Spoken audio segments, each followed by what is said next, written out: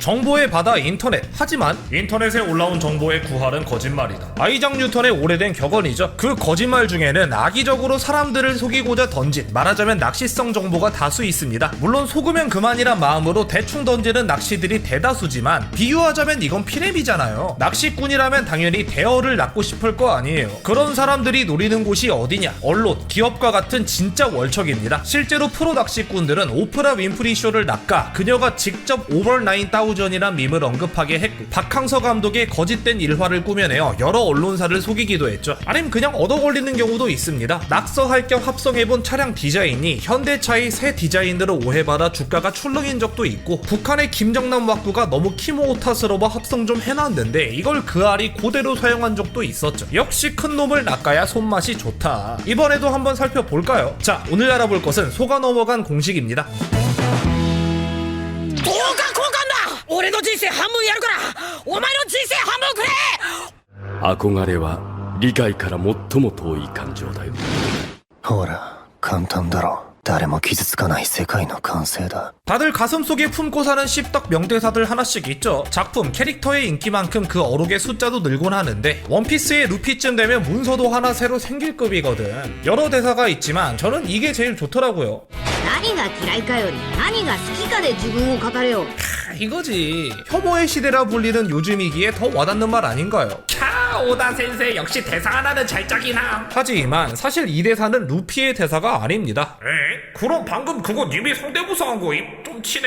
아니요, 루피의 성우가 직접 녹음한 대사가 맞아요. 뭔 상황인가 싶죠? 차근차근 설명드리겠습니다. 2006년 발행된 특이하기 표류 작가란 만화가 있습니다. 세상에 밝혀지지 않은 곳을 표류, 다시 말해 모험을 하고 새로 발견한 것을 글로써 남기는 표류 작가들의 이야기죠. 물론 실질적인 스토리는 능력 배틀물이지만 이게 단 3권만 연재됐음에도 불구 아직까지도 언급되는 만화입니다. 와, 20년 전 만화인데 아직까지? 괴띵적인가 보네요. 재밌어서가 아니라 괴작이라서요. 일단 주인공 생김새가 영락없는 루피입니다. 그림체만 보셔도 뭐. 그리고 세계관 설정은 헌터 바이 헌터에 그것을 빌려왔고요. 때문에 일본에선 이런 식으로 설명되는 만화입니다. 내용 같은 경우는 저야 읽어보진 못했지만 평가들도 하나같이 박하더라고요. 때문에 총 22화, 고작 3권 만에 출하 엔딩난 졸작인데 이게 왜 아직까지도 언급되고 있는 거냐? 다름 아닌 짤방을 한 컷 남겼기 때문입니다. 작중 고양이파와 강아지파가 나뉘어 싸우는 장면이 있는데 이때 주인공이 그들을 말리면서 한 대사가 바로 무엇을 싫어하는지보다 무엇을 좋아하는지로 자신을 말해. 근데 생긴 게 아이고야, 이건 대놓고 루피인데. 안 그래도 루피를 닮았다 하고 있었는데 이 컷은 닮아도 너무 닮았죠. 또 이 단순하지만 상황을 관통하는 촌철살인 멘트, 이것도 루피 전매 특허거든. 때문에 일본 커뮤니티에서 주목받게 되어 드립으로 사용됩니다. 딱 갈드컵 치열하게 버리는 데에 슬쩍 던져넣기 좋은 멘트니까요. 근데 일본은 원래 아스키 아트라고 디지털 문자들을 이용해 그림을 그리는 문화가 있거든요. 이 자를 아스키 아트로도 사용했는데 그럼 어떻게 보이냐? 원본보다 더 루피처럼 보입니다. 아무래도 디테일이 뭉개지니까 해서 모르는 사람들 입장에선 이게 루피 대사로 받아들여진 거죠. 장난치기 좋아하는 사람들은 직접 합성까지 해서 퍼날랐고, 루피 명언이라고 검색하면 합성 컷이 상단에 표시될 정도였습니다. 따지자면 가짜 명대사 밈이 된 거죠. 님들아, 루피 명대사 좀 알려주삼. 역시 루피 명대사라면 이게 최고죠. 저도 동의하는 바입니다. 감사합니다.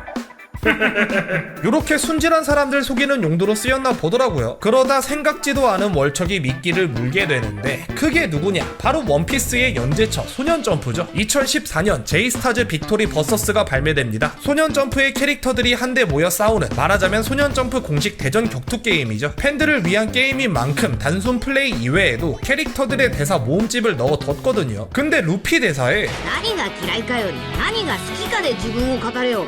놀랍게도 얘가 수록된 겁니다. 이게 너무 황당해서 사람들 의견이 반으로 갈릴 정도였어요. 아니, 소년점프 미친 거 아님? 지들 만화대에서 분간도 못함? 캬, 얘네 미 말고 썼나 보네. 감다살 뭐냐고. 이렇게 말이죠. 약간 또로롱 같은 느낌? 허나 그냥 낚였다는 것으로 잠정 결론 났습니다. 왜냐? 3개월 뒤 업데이트에서 지도새도 모르게 사라졌거든. 아마 담당팀 고모고모 총난타 쳐맞지 않았을까. 근데 유독 루피는 지가 하지도 않은 대사로 유명해지더라고요. 영미권에서도 강함은 네 몸집의 크기가 아닌 마음과 꿈의 크기로 결정되는 거야 란 대사로 유명합니다. 심지어 우크라이나 군에서도 인용할 정도인데 사실 이건 루피가 아니라 조로 대사예요.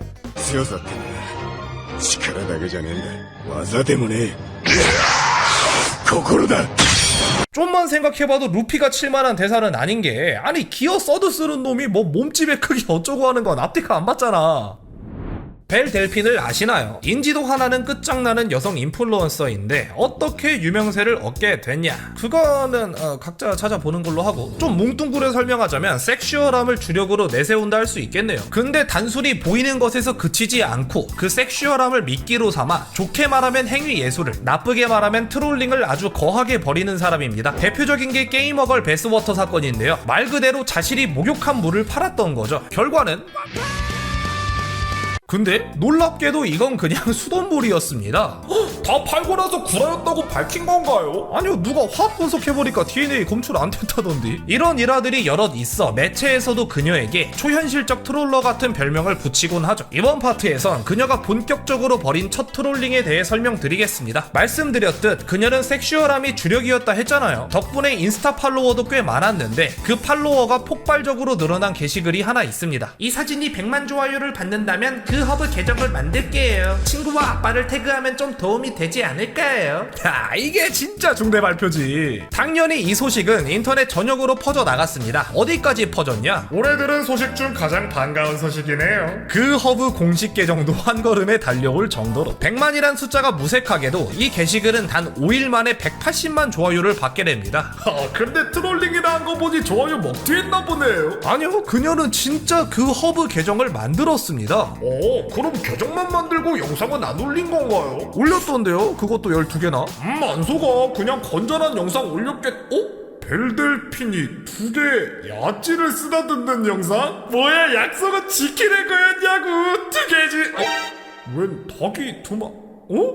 COCK, 속어로 야지, 그리고 원래의 뜻은 수탉. 그렇습니다. 그녀가 올린 12개의 영상은 단 하나도 으흐흐한 영상이 아니었습니다. 그냥 언어 유희를 이용해서 제목만 그렇게 꾸며 놓은 거였어요. 홀에 검은 것을 넣다는 포켓볼에서 검정국 넣는 영상, 얼굴에 액체를 뒤집어 쓰다는 콜라에 멘토스를 넣는 영상 등, 우리나라로 치면 벨델핀이 2야지를 쓰다듬는다는 제목에 도야지를 쓰다듬는 영상이 올라간 격이죠. 아니, 이거에 180만 명이 좋아요를 눌렀는데 화가 안 날 리가 없겠죠. 벨델핀이 2마리의 수탉을 쓰다듬는 영상?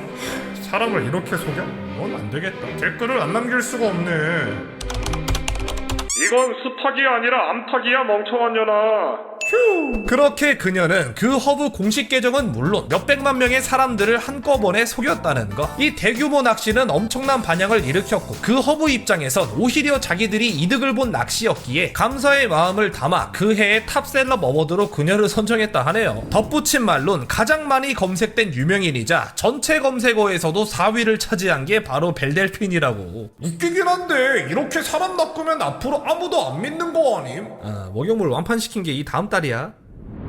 셀럽의 열애설 항상 먹히는 가십거리죠. 몇백 년 전에도 뭐 어디 양반이 누구랑 정부 났다더라, 우리 영준의 둘째 아들이 어쩌고, 이런 가십 없었겠냐고. 때문에 현대의 언론사도 불을 켜고 열애설을 파고드는데, 그러다 벌어진 개삽질 사건을 하나 소개해 볼게요. 일본엔 주간문춘이란 이름의 주간지가 있습니다. 정치, 경제, 기업 쪽 비리 스캔들 기사가 주력이지만 연예인 스캔들 쪽도 미친듯이 파고들거든요. 편집 방침부터가 신문과 TV가 다루지 않는 기사를 다룬다 인걸 보면 얼마나 집요하게 파고드는지 예상이 되시죠? 터뜨리는 것마다 너무 크게 이슈가 되기 때문에 주간문춘에 타깃이 된 사람을 두고 문춘포를 맞았다고도 표현할 정도입니다. 흔히 일본판 디스패치로 비유되곤 하는데 그 정도가 더 악랄하여 약간 심연의 디스패치를 보는 기분이죠. 허구한 날 어그로송 짙은 기사를 내는데 그러면서도 말도 안 되는 오보를 낸 적이 한두 번이 아니거든요. 그럼에도 특종을 많이 터뜨려 왔기 때문에 파급력 있는 곳임은 부정할 수 없다고 합니다. 자, K-팝의 인기는 2020년 이후로 가속화되기 시작했죠. 주간문춘도 그 상승세에 올라타 K-팝 쪽에 손을 댔고, 그 결과 일본과 한국은 물론 전 세계의 K-팝 팬들을 뒤집을 만한 특종을 입수했죠. 바로 인기 아이돌의 열애설, 그리고 증거 사진까지. 이런 건 최초 공개 띄워서 기대가 몰려나야 하거든. 그들은 기사 게시 하루 전 세계적으로 인기 있는 아이돌의 열애 사진을 입수했다며 기대감을 고조시킵니다. 또 오보 아닐까 싶으면서도 사진까지 입수했다는데,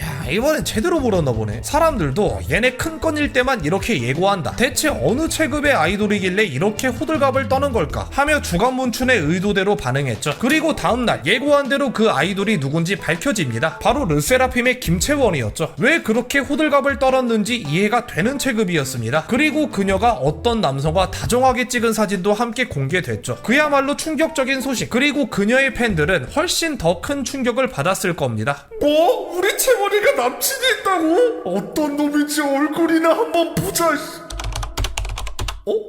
맞잖아. 띠용. 자, 이게 어떻게 된 거냐? 주간문춘이 공개한 사진들은 말이죠, 사실 김채원의 팬이 자신과 김채원을 합성한 사진들이었습니다. 아니 그걸로 기사를 써. 아니 그 전에 그 팬은 왜 그런 사진을 만든 거예요? 이게 원래 아이돌 덕질하는 분들 사이에선 다 알만한 느낌의 덕질 방식입니다. 자신과 최애의 가짜 럽스타그램을 만드는 그런 덕질. 말하자면 땡땡짱의 여친님. 감성에서 한 발짝 더 나아간 느낌, 혹은 커스텀으로 직접 만든 인생 네컷 콜라보 같은 거죠. 이분은 진짜 억울한 게 한두 개가 아닌 게요, 일단 누굴 속이려고 만든 사진도 아니거든요. 진짜 속일 거였으면 GD한테 받았던 답장을 이딴 식으로 썼겠냐고. 말고도 트와이스 채영과도 연애하는 듯한 사진을 올릴 리가 없겠죠. 이분은 그냥 K-팝이 너무 좋은 사람인 거지. 그래도 인스타에 올리면 누구나 볼 수 있는데 그건 좀. 그래서 친한 친구만 볼 수 있게 올렸답니다. 아니 그리고 그 이전에 씨발 이거 올리면서 누가 사람들이 나랑 채원이랑 진짜 사귀는 줄 아는 거 아니에요? 라는 걱정을 누가 해요. 그냥 덕질하는 갑다 하지. 하지만 이 사진을 볼 수 있던 누군가가 돈을 목적으로 주간문춘에 이 사진들을 제보한 것으로 추정되고, 그 결과 그 누구도 믿지 않을 합성 사진들을 가지고 최초 공개까지 걸어가며 대서특필을 한 황당한 사건이 벌어진 거죠. 이후 어떻게 됐겠어요? 당연히 뒤지게 욕을 얻어먹었습니다. 아무리 열애설에 눈이 멀었기로서니 레퍼런스 체크조차 하지 않았기에 지들이 했던 말 맞다나 세계적으로 인기 있는 K-팝 아이돌을 함부로 건드린 대가로 세계적으로 욕을 처먹었습니다. 근데 이건 추측인데요, 얘네 합성 사진인 거 알고도 기사 쓴 것 같더라고요. 기사에서도 소스뮤직의 확인 결과 사실 무근이라고 언급했던데, 이거야 뭐 무시한다 쳐도 확실한 레퍼런스도 없이 이 정도로 대서특필하는 건 사실 좀 이상하잖아요. 때문에 사람들은 이 기사가 유료분으로 풀린 점에 주목하여 K-팝으로 키워드를 걸면 어느 정도의 수익이 날까 하며 테스트한 기사가 아닌가 강력하게 의심하고 있습니다.